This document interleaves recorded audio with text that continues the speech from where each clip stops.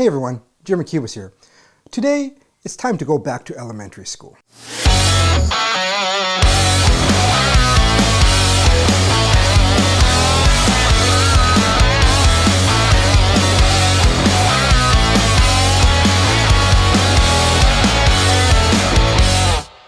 For my regular viewers, you probably noticed that yesterday I didn't put anything up.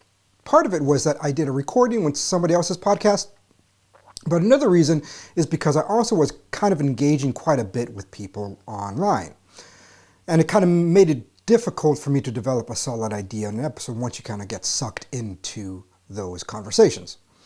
But one thing that came out of those conversations really was a great premise for this episode for today, but it made me realize just how many people really don't understand basic functions of language, how language really works. Now, this probably should have been learned in elementary school, but for whatever reason, many people don't really get it. So for example, I was discussing with atheists, and they believe that Aquinas or any kind of theistic argumentation arbitrarily defines God as, for example, being itself or actus purus or ipso esse subsistens.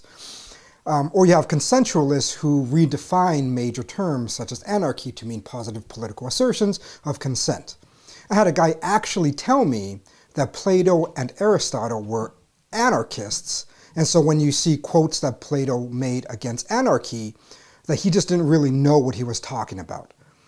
And even though they didn't really know that they were anarchists, at heart, they were essentially anarchists. So what I realized is that most of these people don't understand basic functions of language. And maybe they just forgot it from elementary school, I don't know. Or maybe they had horrible teachers that didn't really teach it to them.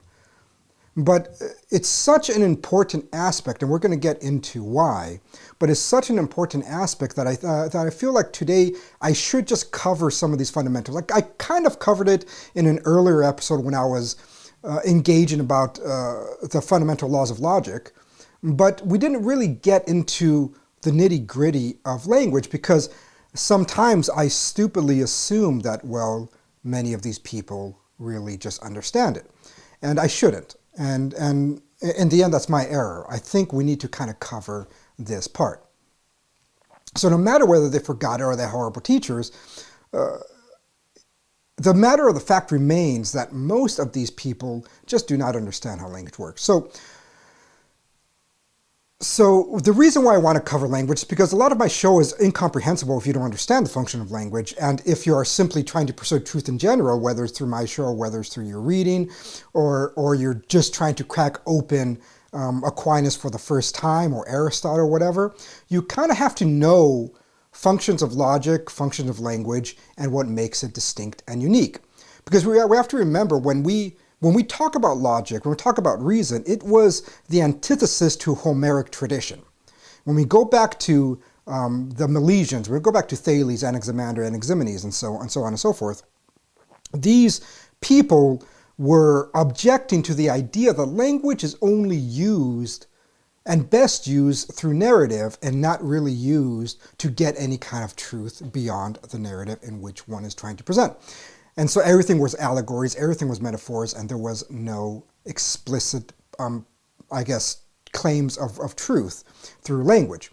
And so but everything about philosophy, everything about truth, the pursuit of truth, or the pursuit of wisdom, is hindered on the idea that language actually can be used to understand truth, and it can be used in a certain way, using propositions, using declarative senses. So let's try to get at what language is. So language really is a set of sounds and symbols that refer to reality. I kind of gave this explanation a little bit earlier, but this has to really sink in because a lot of the contemporaries view language in itself as being arbitrary. And so it may be true that the sets and symbols are arbitrary, but language is not arbitrary. And so what is basically language then if it isn't arbitrary? So reality gives the words that we use any meaning at all. And so we encounter reality, we see reality, and then we begin to symbolize them with words. And so the way we develop terms and definitions is to first find the definite description of something in reality.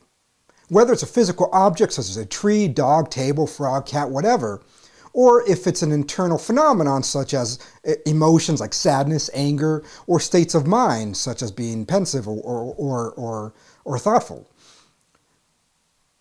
And so we see properties that these objects or phenomenons have, and we categorize those properties which become the definite description of the reality in which we encounter. The definite description takes the first law of logic, the law of identity, as we discussed in a previous episode, to define the reality precisely with essential properties. After all of that, we designate a term, then we designate sets of symbols to refer to that definition, to that definite description. Many times, through the discovery of in a fully fleshed out language, we use root words that best associate with the definition or the definite description that we have discovered. And so when it's discovered that there are, for example, sets of animals that all share the suckling of the mother's breasts, we took the root word mama in Latin, which meant breast, and constructed the term mammalia to categorize, or at least to symbolize the category of the definite description of the reality that there are animals that suckle on the mother's breasts.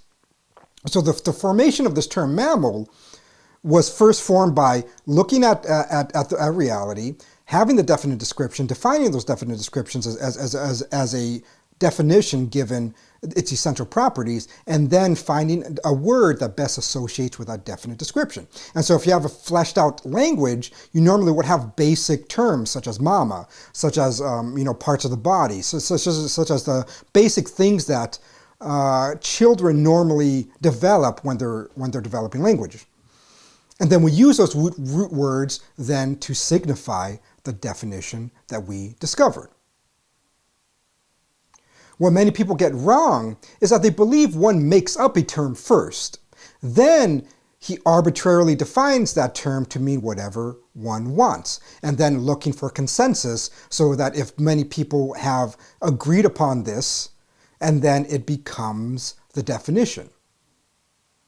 And so the arbitrary definition can be anything as long as people agree on it, and then you can move on. But that's not really how language works. This is literally backwards of how language works. When you think about a child, if anybody has a child or interacted with a child before, when they begin babbling, they normally begin babbling with things that are close to them, whether it is their mother, and when they start saying mama, mama, or whether it is if they're just playing with blocks, or some kids that simply begin speaking when they're playing with blocks or other kinds of toys. They're babbling, they're making sounds to refer to the actions in which they are partaking. And then when they have this kind of definite description, they can begin to symbolize them properly. Not necessarily properly, but they begin to symbolize them as such in reference to its descriptions in which they kind of began to babble. And so when you're learning in elementary school, for example, the beginnings of subject and predicate, right? So you begin with subject or verb. And so when we begin to parcel this out, the reason why the teachers normally introduce it this way is because the first thing that we do discover are subjects. We have definite descriptions of subjects ready within our mind, and then we associate a term with that.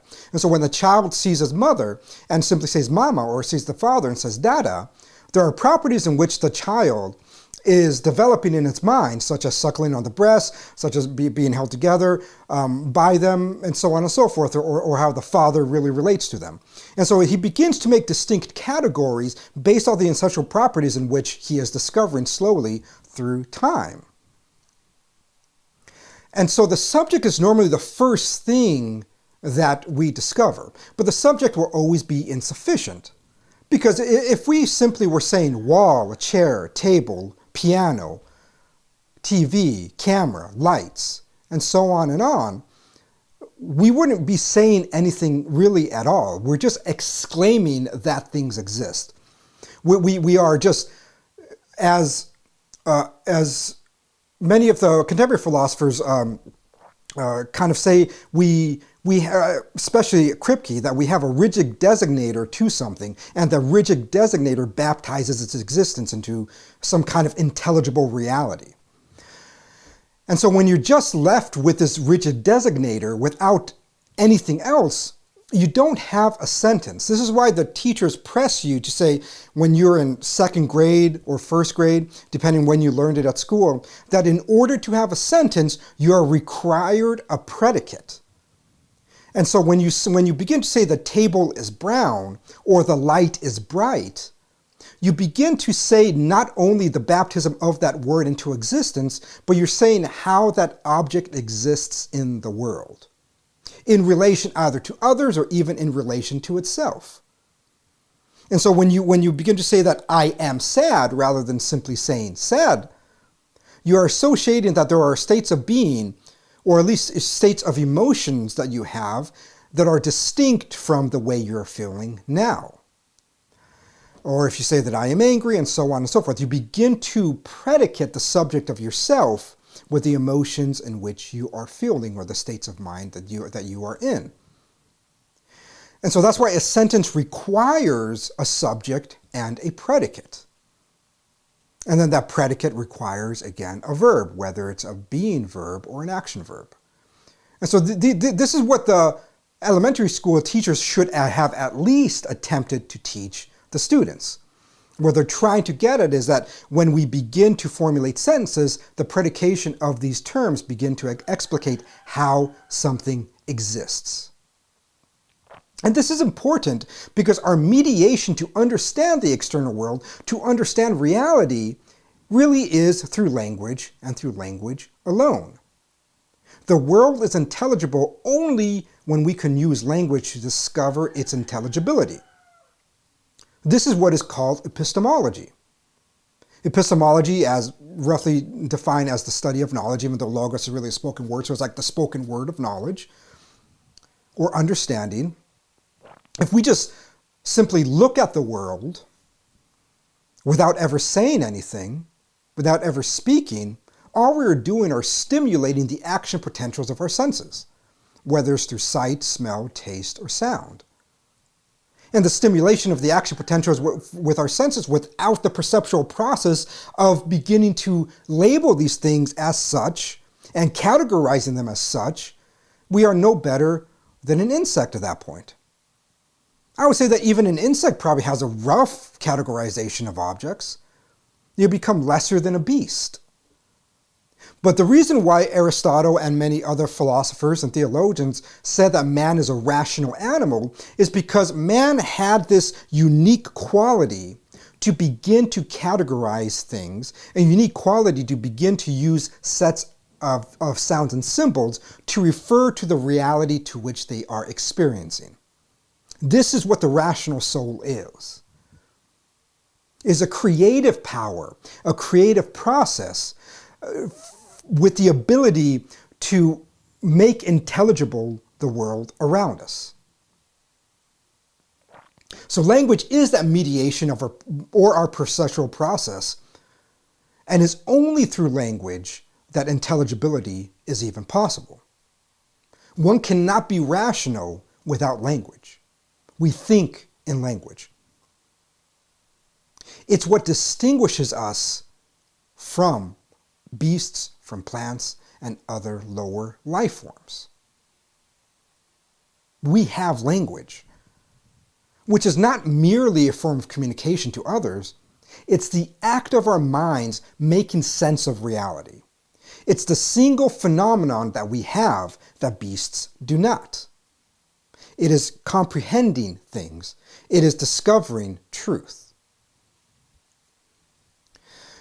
And so when you have thinkers who begin to arbitrarily change definitions of terms to fit their arguments in the end really do become incomprehensible and stupid.